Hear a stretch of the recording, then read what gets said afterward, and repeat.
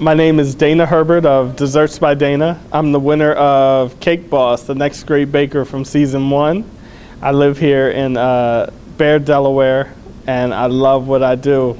I went to the University of Delaware, graduated with a bachelor's in hotel, restaurant, and institutional management, and then I went on to Johnson & Wales University and did another degree in culinary arts and then pastry arts.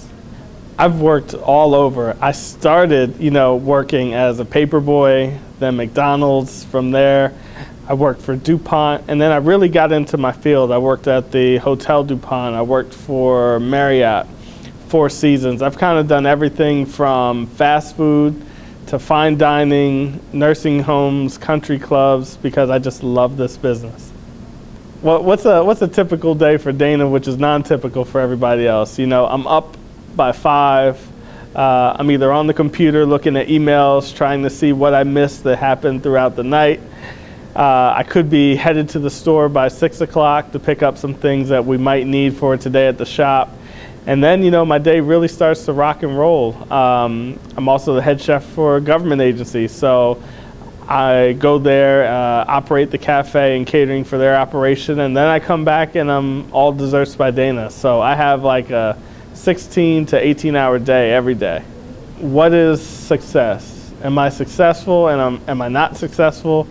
I think you can take any person and put them through the microscope and you'll get 10 different answers to that question. I feel like I'm successful, not just because of the national acclaim or merit that I got, but I love what I do. I wake up in the morning and it's like I want to do it again and again and again. And I look at that as really being successful. I found what my purpose is in life and what I'm supposed to be doing. I'm supposed to be dealing with food in the hospitality industry and putting a smile on everybody's face. Getting on Cake Boss, I don't know how I even got on there. I mean, not that I didn't have the talent, but I mean, you're picking from thousands of people and, they liked me. They liked what I did. I saw the posting on the internet thing and I signed up, and I was like, well, what's the worst that could happen? I have to decline, and things just kind of worked out, even with my wife losing her job, and I was able to go and do it. I think in the future, I plan on writing some more cookbooks. I plan on teaching, opening a new shop, as well as look for my cakes to be offered even nationwide. Chef Dana, what are the ingredients to making a good leader? Wow, the ingredients to making a good leader? Yes. I would say, for me, the ingredients for making a good leader, you have to be able to work well with others. You have to be an excellent listener, because if you don't listen to your team and what their needs are, you're never going to really be able to lead them or inspire them. Because all you guys are different, and you see things a little bit different, just from where we come from. So make sure you listen first, understand what your team is saying, and then you make your decisions based on your feedback. Okay, so what are some of the examples when making a great leader? Well, I could give you a good example. I was on this television show called The Next Great Baker, and they would put us in teams a lot of times. They wouldn't designate who the leader is. They would wait to see what would happen to find out who the real leader of the team was. Mm-hmm. But when they asked me that question, Brian was great at his pyrotechnics and his electronics work. So when we had the opportunity, hey Brian, this is your thing. I'm not even trying to outshine you. This is your specialty. Take the lead and lead us home. So a leader knows when to pass an assignment to the best person, because I might not have been the best one to do it. Okay. That would be a good example. You gotta be unselfish. And that's why I said, be unselfish in your pursuit of excellence when you're on a team. Let your teammates shine at what they do best, and you'll achieve way more. Okay. Chef Dana, what were some challenging times when trying to bake up your dreams? Challenging times. It's always a challenging time when you're trying to do something, that's difficult. I'd say for me, when I started my business, it was just me.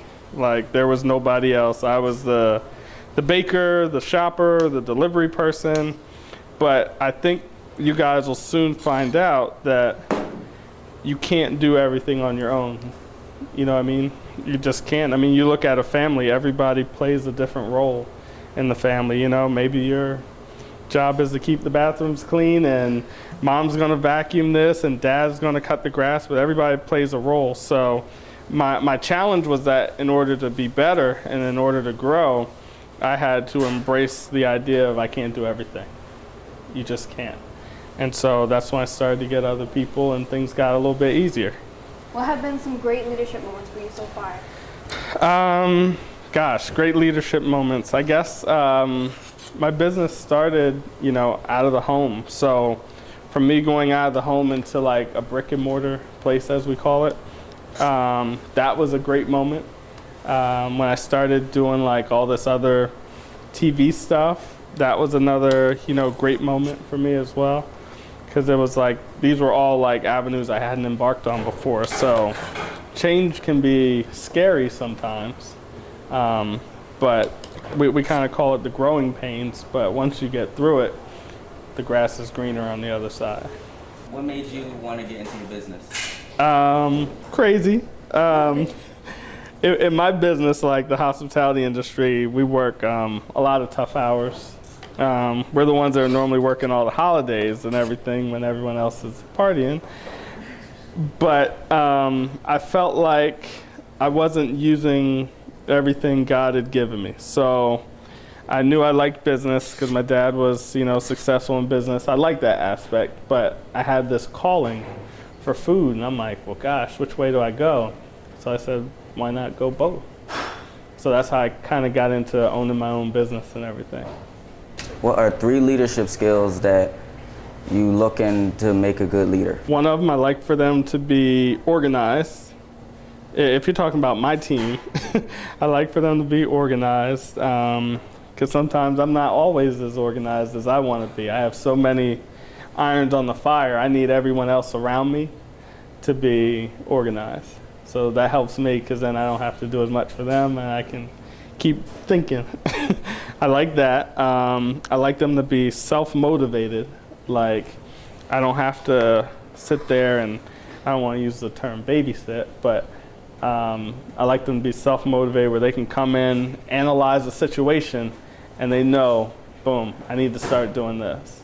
You know, without me saying, did you do this and this and this and this and this? So those are 2 things that I really like. The third thing, I like them to be creative, come up with some of their own ideas. You know, I mean, I think a lot of my ideas are good, but, you know, I don't know everything. And if you have an idea on how you can make something better, then, hey, I'm all for it. Raise your hand, let me know. I'll at least listen to it, think about it. Maybe half of your idea will fit into my business, maybe the other half won't, but that half that you're bringing to the table could make us better.